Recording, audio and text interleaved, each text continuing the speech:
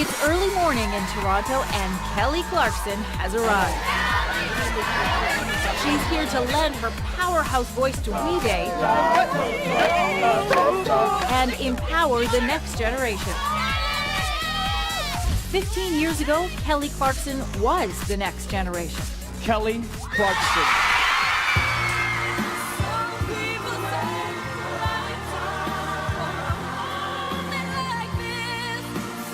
Since then, she has sold more than 25 million albums, 36 million singles, and won 3 Grammys.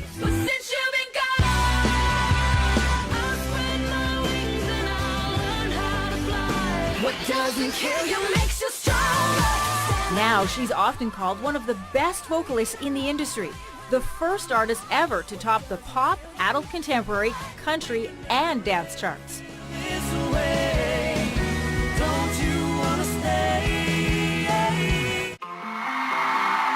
My sleeves? These are my diva sleeves. I'm really into sleeves right now. I love it. Very kind of Stevie Nicks? Yes, Stephen Nicks, Steven Tyler, Diana Ross. Hello! Today, she's adding host to her repertoire, What's up? speaking to an audience of 20,000 kids who all want to make a difference in our world. All of you are here right now.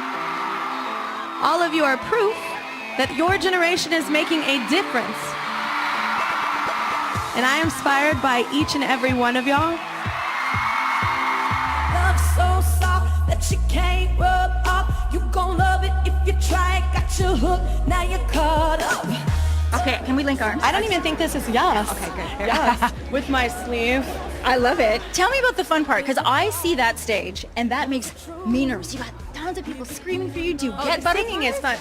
Honestly, it's the one thing I think Beyonce and I have in common.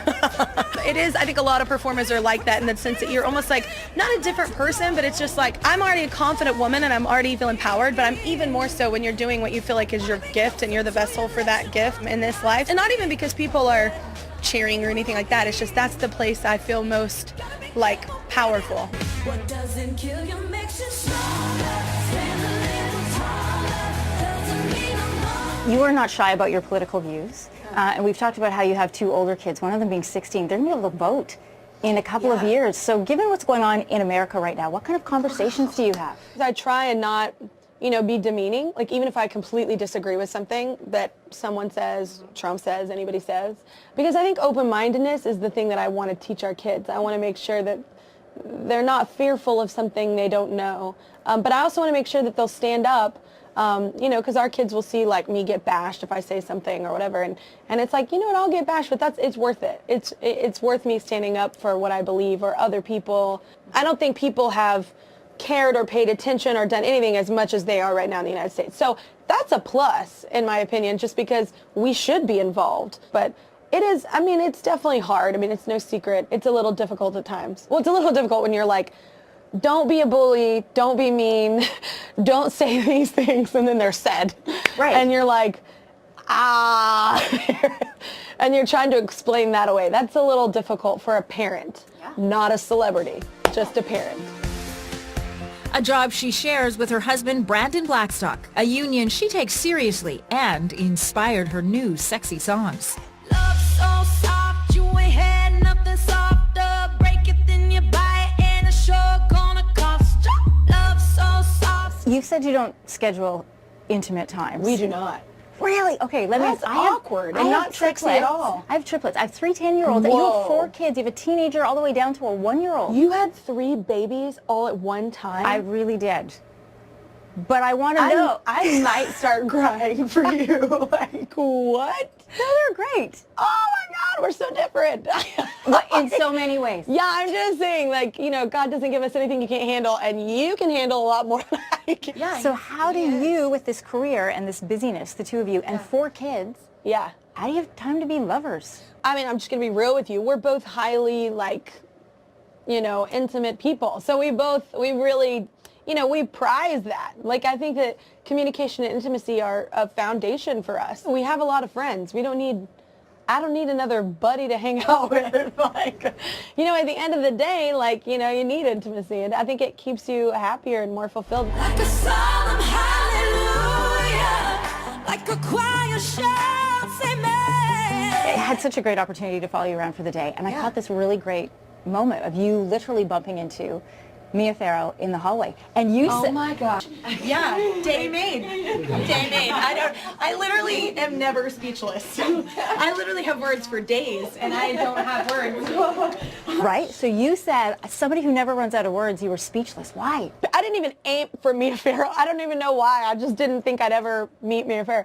And I literally was in the hallway, and you see I literally, like, no words came. And then you don't want to say the thing that everybody said, oh, I love your mother, she's so great, she's one of the greatest actresses. Like, it's like, you know, all the things that you feel like a tool for saying, like, you know, that everybody says, oh, that's not special. Like, I literally hugged her, like, 1,000 times, and I don't think I said anything. You were there. It was so embarrassing. I didn't know what to say. I was speechless. What you didn't see was what Mia Farrow had to say about you afterwards.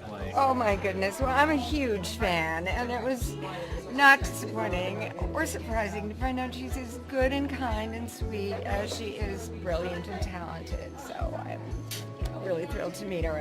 I'm just a fan, another fan of Kelly Clarkson, for sure.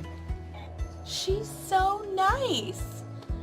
Man, I just think we should have, like, things where people that we've looked up to our whole life, you know, these people, because it's always like the greats that are the most kind and the most loving. You know what I'm saying? Like, People think that about you, though. You get that, right? You get that you're I don't that see to that other about people. me, but I see that about her. But I mean, I hope I'm like that. You know, but that's why it's just so lovely. People are going to say that about meeting you. So. Oh, I hope that I have that kind of impact, but I don't think I do.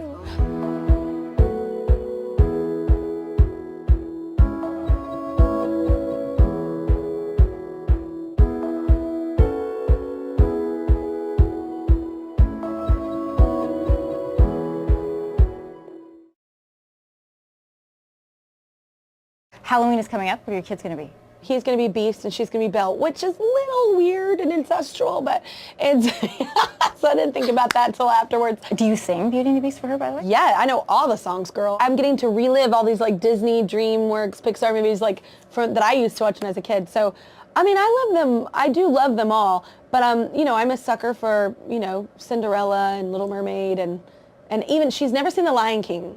And I know all those words, too. To those songs. Can you sing me one?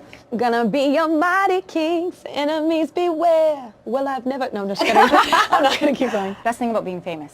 Great reservations for food. No, it is awesome to be able to do stuff like We Day, like, and you use, like, your fame for something positive. That is probably the answer, I should say. But I do love getting really good reservations when you can't. What would you do if singing hadn't worked out? I'd be the best damn waitress ever.